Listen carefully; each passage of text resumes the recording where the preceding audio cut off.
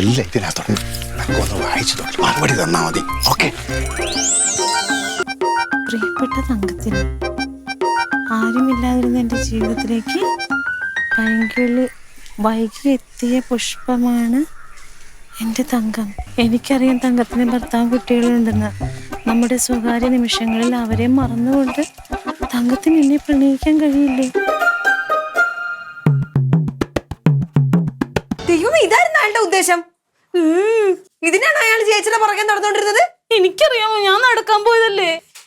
എനിക്ക് ദേഷ്യം വരുന്നുണ്ട്. പാദത്തിൽ നിനക്ക് ദേഷ്യം അരിച്ചരിച്ച് കേറിക്കൊണ്ടിരിക്കുകയാണ്. ഞാനൊരു കാര്യം ചോട്ടെ, പ്രോത്സാഹിപ്പിച്ച ഞാനാ? അയ്യോ ലില്ലി, 70 വയസ്സുള്ള മാമനാണ്. 70 വയസ്സുള്ള എത്ര വയസ്സുണ്ടെങ്കിലും പുറകെ നടന്നു കഴിഞ്ഞാൽ നമുക്കൊരു ചെറിയൊരു ഇത് വരും. അതുകൊണ്ടാണ് മാത്രമേ എന്റെ മനസ്സിലുള്ളൂ. കിട്ടിയത് കിട്ടി. ഈ സംഭവം നമ്മൾ രണ്ടുപേരും മാത്രമേ അറിഞ്ഞിട്ടുള്ളൂ. ഇത് ഇവിടെ വെച്ച് കുഴിച്ചു മൂടി.